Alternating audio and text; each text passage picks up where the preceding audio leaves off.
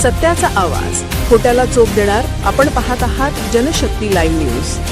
निर्भीड बातम्या, निडर पत्रकारिता.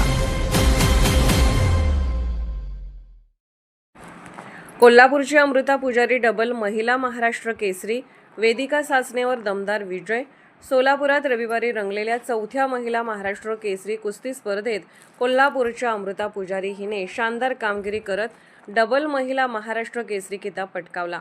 अंतिम लढतीत तिने कोल्हापूरच्याच वेदिका सासने हिला एकतर्फी झुंजीत 7-0 अशा फरकाने पराभूत करत मैदान गाजवले.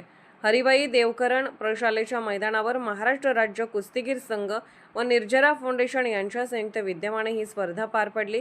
अंतिम लढतीस प्रेक्षकांची मोठी गर्दी उसळली होती.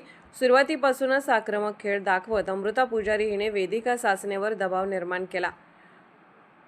पहिल्याच 1.5 मिनिटात 2 गुणांची आघाडी घेतल्यानंतर तिने आणखी 3 गुण मिळवत पहिल्या सत्राअखेर 5-0 अशी भक्कम आघाडी घेतली.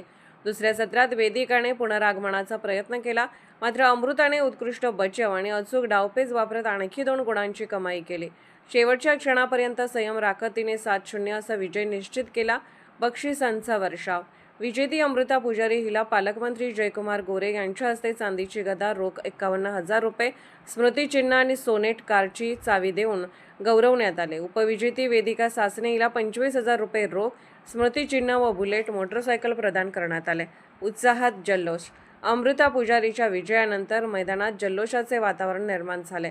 समर्थक व महिला कुस्तीपटूंनी अमृताला आणि प्रशिक्षक दादासो लवटे यांना खांद्यावर घेत मिरवणूक काढली. हलगीच्या गजरात आणि फटाक्यांच्या आतिषबाजीत विजयाचा आनंद साजरा करण्यात आला.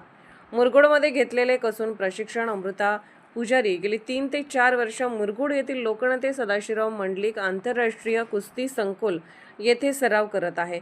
तिला NIS प्रशिक्षक दादासो लवटे यांचे मार्गदर्शन लाभले असून माजी खासदार संजय मंडलिक, कार्याध्यक्ष वीरेंद्र मंडलिक, साई समन्वयक चंद्रकांत चव्हाण आणि वस्ताद दयानंद खतकर यांचे सातत्यपूर्ण प्रोत्साहन मिळाले आहे. महिला कुस्तीला नवे बळ.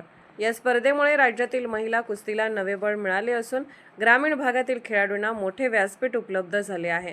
अमृता पुजारीच्या या यशामुळे कोल्हापूर जिल्ह्यासह संपूर्ण महाराष्ट्रात अभिमानाची भावना व्यक्त होत आहे. सर्जेराव भाट, मुरगुड प्रतिनिधी. जनशक्ती लाईव्ह न्यूज चॅनलला लाईक करा, शेअर करा आणि सबस्क्राईब करा.